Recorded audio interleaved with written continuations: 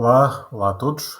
Venho aqui com mais um curto vídeo com um explicador. Pensei em escrever um texto sobre este assunto, mas um texto iria inevitavelmente ficar mais comprido, mais seco, e se calhar chegar a menos gente. E como este é um assunto que eu acho que merece atenção, decidi gravar um curto vídeo. Espero que não fique demasiado longo. Então, o que é que se passa? O Papa nomeou, como já sabemos, 21 novos cardeais para a Igreja Católica. Os cardeais têm um papel muito importante, não só são conselheiros do Papa, como muito provavelmente serão dos cardeais, do Colégio dos Cardeais será o próximo Papa. Os cardeais são os que elegem o próximo Papa, todos os que têm menos de 80 anos, na altura em que é convocado o conclave, e, portanto, a escolha dos cardeais é muito importante. O Papa Francisco já nomeou cerca de 80% do atual Colégio Cardinalício, e, portanto, isto vai ter uma influência muito grande sobre o seu sucessor.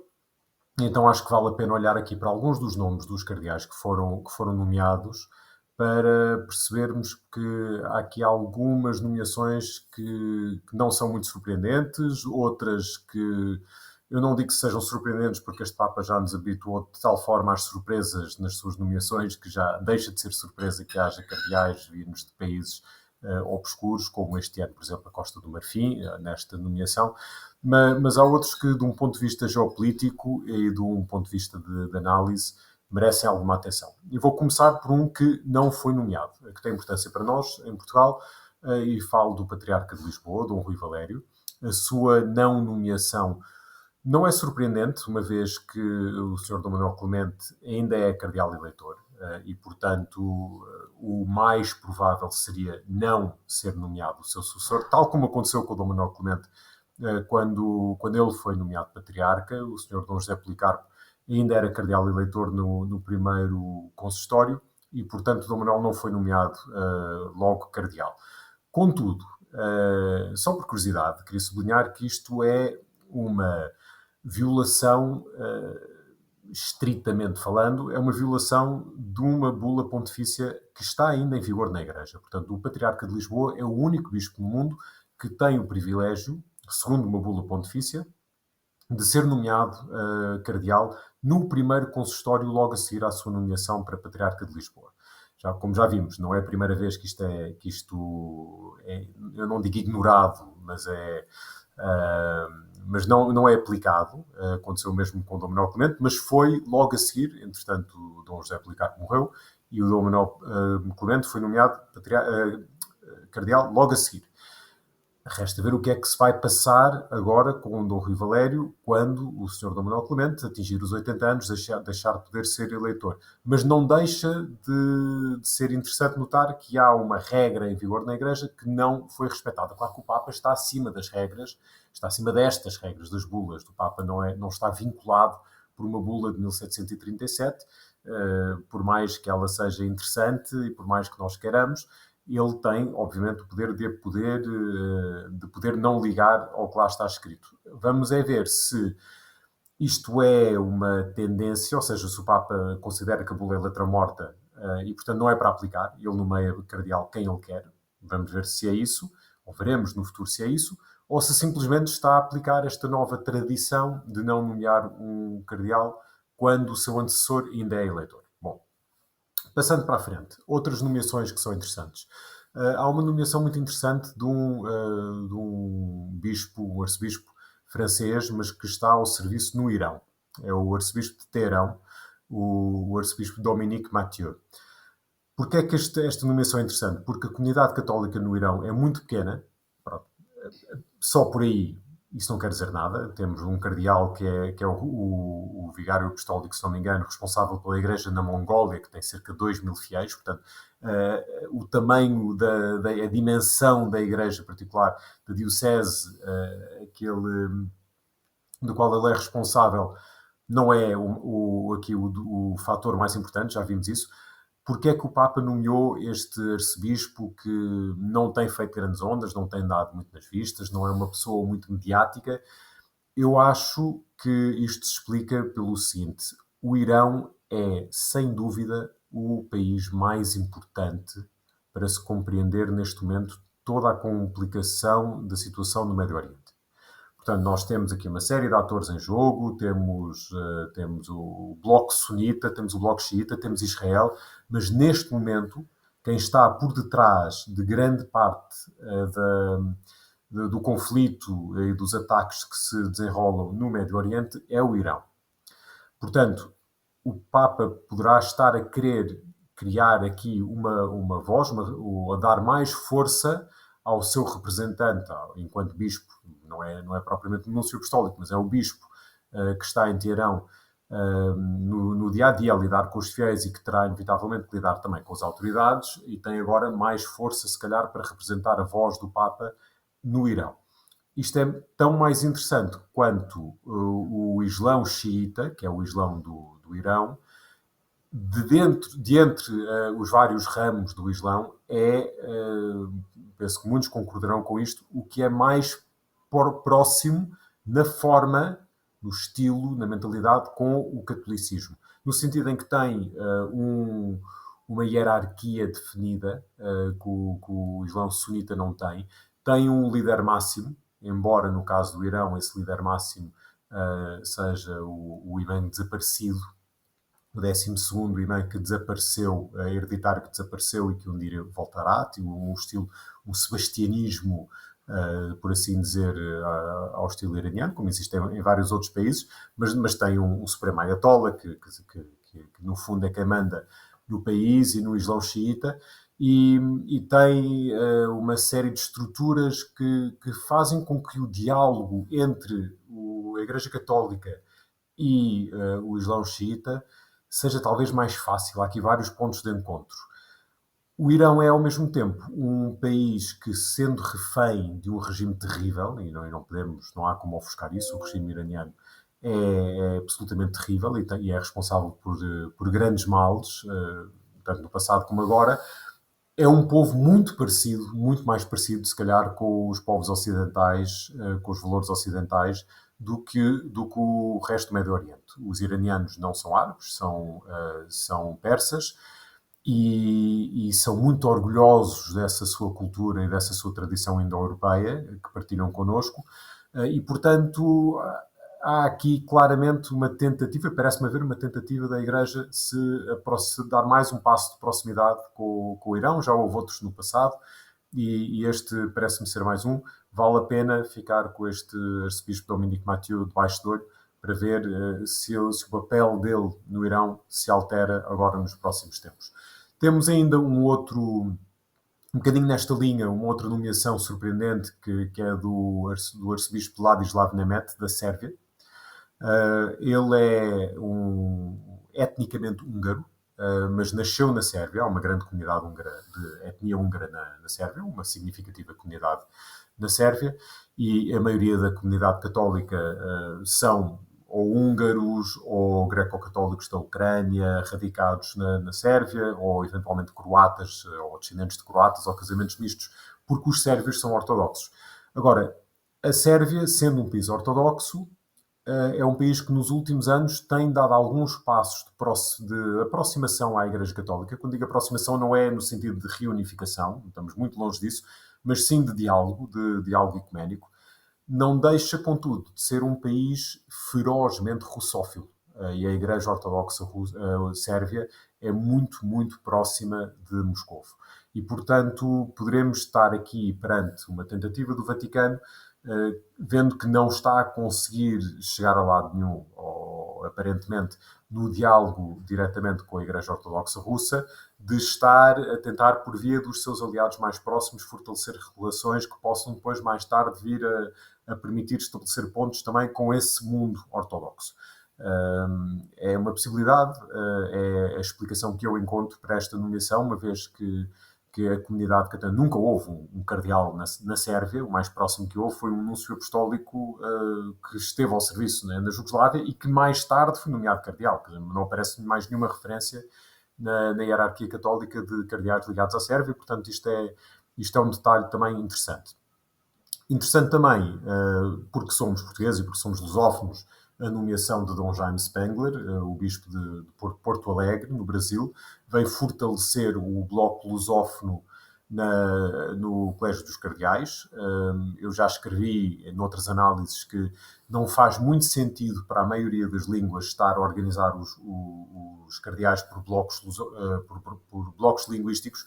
Eles não votam ou não é natural que votem nessa linha, mas pode haver uma exceção para os cardeais de língua portuguesa, uma vez que há uma grande proximidade entre os bispos brasileiros, os bispos portugueses, os bispos da África lusófona. Não existe o rancor histórico que muitas vezes existe entre, por exemplo, os bispos da África francófona para com França, e, portanto, nesse sentido, há uma ligação maior entre os bispos, as igrejas lusófonas e os seus respectivos cardeais.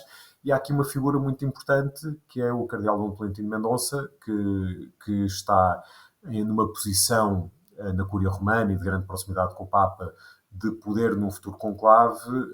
Eu não digo a ser papábile, não me atrevo a tal, e não acho, sinceramente, não acho que seja, isso não é de forma alguma um juízo sobre ele, mas sim, eu acho que ele é demasiado próximo da linha do Papa Francisco e muito novo ainda para ser uma escolha logo num próximo conclave, mas não deixará de ser um cardeal que exerce uma grande influência e que pode eventualmente juntar um bloco de votos para direcionar a um outro candidato a Papa. E, portanto, nesse sentido, o fortalecimento do bloco lusófono dentro do Colégio dos Cardeais é interessante e é um fator também a ter em conta.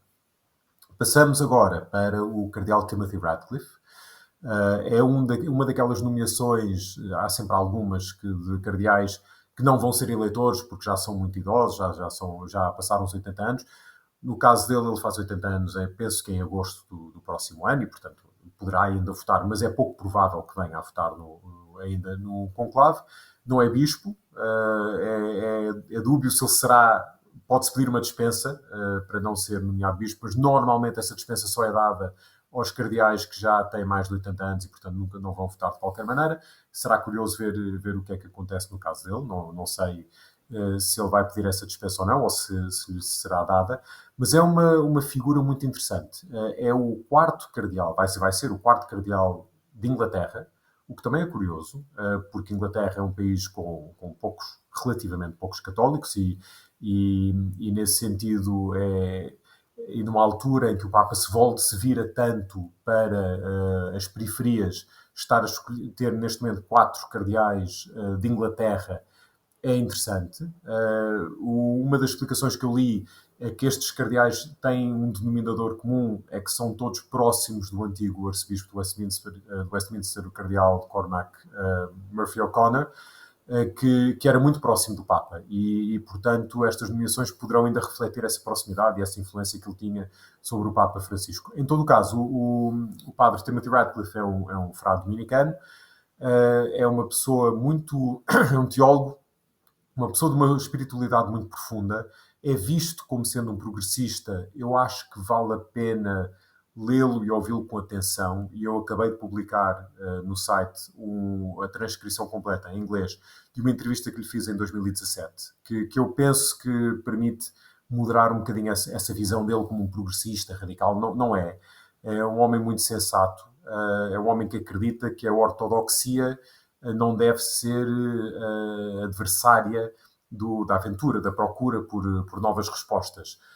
E aconselho-vos a ler, mais do que estar a dar grandes explicações, a ler essa entrevista porque penso que será muito interessante. E é também um homem que tem sido responsável pelas meditações e os retiros espirituais que se têm feito antes do sínodo, muito ligado ao sínodo sobre a sinodalidade, e, portanto, claramente ele chamou a atenção do Papa e foi nomeado e será agora um membro também deste núcleo mais próximo do Papa Francisco. E vou terminar com 2 nomeações que têm muito em comum e que são complexas, vou dizer assim. Estamos a falar do bispo Mykola Bykok, não sei se estou a pronunciar bem o seu nome, é ucraniano, nascido na Ucrânia e atualmente o líder da Igreja Greco-Católica Ucraniana na Austrália, portanto, da diáspora greco-católica ucraniana na Austrália. São cerca de 3.000 pessoas, salvo erro. Posso estar enganado, mas é uma igreja relativamente pequena. E falo também do padre George Jacob Kuvakad, que é um membro da Cúria, é um homem responsável, um padre responsável pelas viagens do Papa Francisco, por organizar as viagens. Portanto, isto pode ser visto apenas como um gesto de agradecimento por esse trabalho que ele tem feito e que tem sido bem feito, mas, como vamos ver, também tem outra complexidade, porque ele é um fiel da Igreja Siro-Malabar, que é outra igreja católica oriental na Índia, em comunhão com Roma, naturalmente. Porque é que estas duas nomeações são complexas? Em especial a nomeação do bispo Mykola da Ucrânia. Porque em ambos os casos, os atuais líderes das suas respectivas igrejas não são cardeais. E, portanto, nós vamos ter aqui, e o padre indiano vai, sem dúvida, ser nomeado bispo para poder assumir as suas funções enquanto cardeal. Portanto, vamos ter em ambas estas igrejas bispos que estão debaixo neste caso não são patriarcas, são arcebispos maiores da Igreja Siro-Malabar e da Igreja Greco-Católica da Ucrânia, respectivamente, mas que são cardeais. Isto não quer dizer que eles sejam superiores aos líderes das suas igrejas. Os líderes das igrejas católicas orientais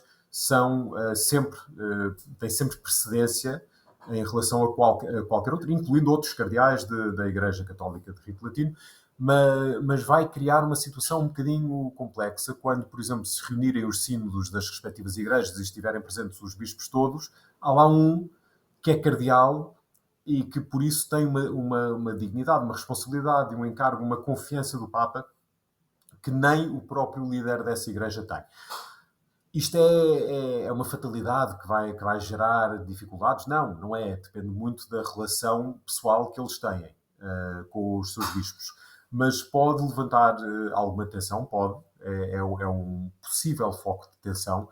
E vamos ter aqui um outro dado que é interessante, que é quando chegar à altura de se escolher um novo líder dessas respectivas igrejas, e eu recordo que os líderes das igrejas orientais são escolhidos pelos bispos dessas igrejas, portanto, pelo sínodo dessas igrejas, e quando isso acontecer, vai haver, julgo que inevitavelmente, uma grande pressão para escolher o que já é cardeal, porque é aquele que já é próximo do Papa, já tem a confiança do Papa, já faz parte do colégio cardinalício. E, portanto, nesse sentido, isto pode ser visto quase como uma interferência indevida do Papa nesse processo de escolha dos próximos líderes destas respectivas igrejas.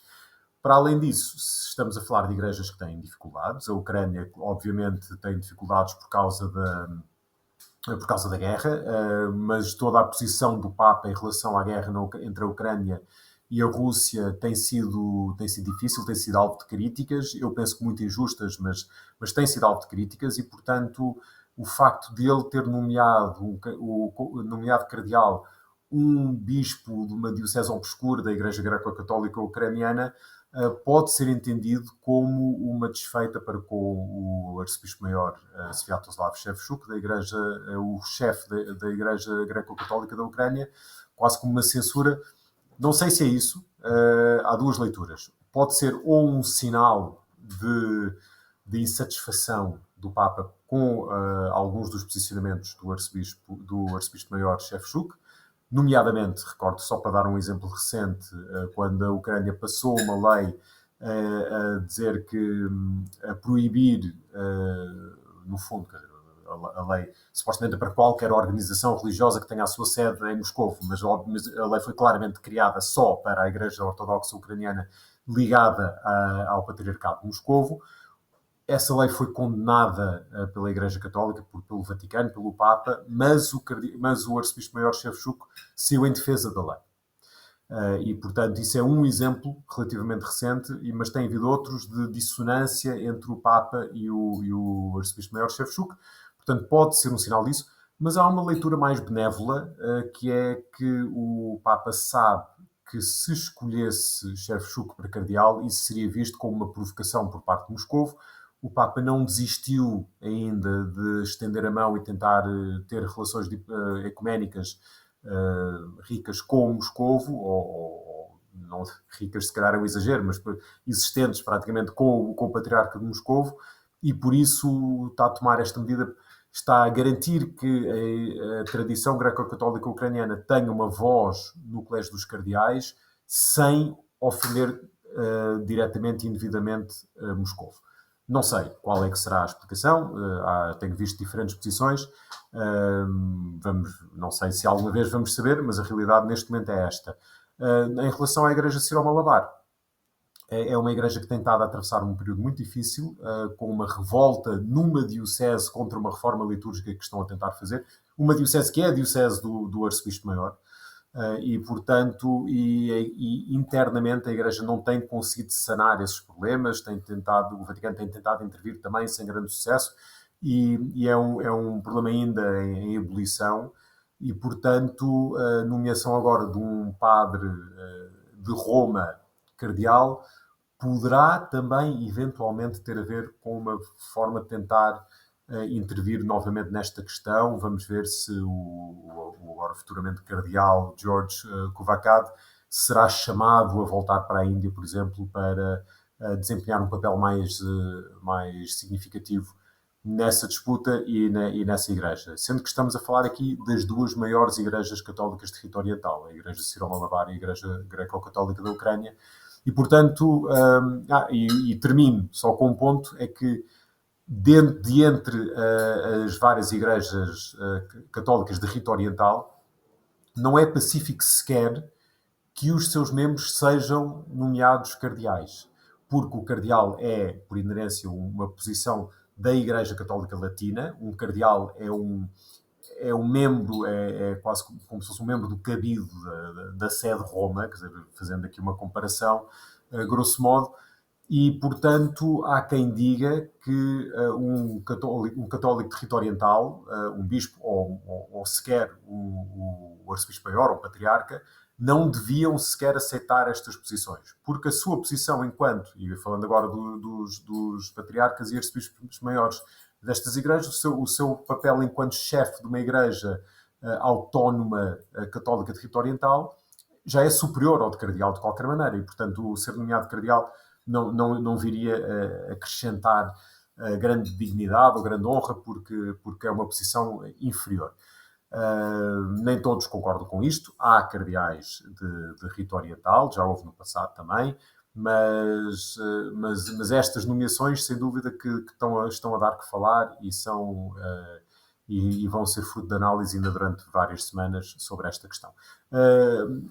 O consistório em que estes cardeais serão empossados será no dia 8 de dezembro, um feriado em Portugal, um dia muito importante para a Igreja, dia de Nossa Senhora da Conceição, e até lá certamente vai-se falar muito também destes assuntos, mas queria com este vídeo poder dar aqui algumas luzes, algumas opiniões e mais alguma informação para poder compreender melhor estas nomeações.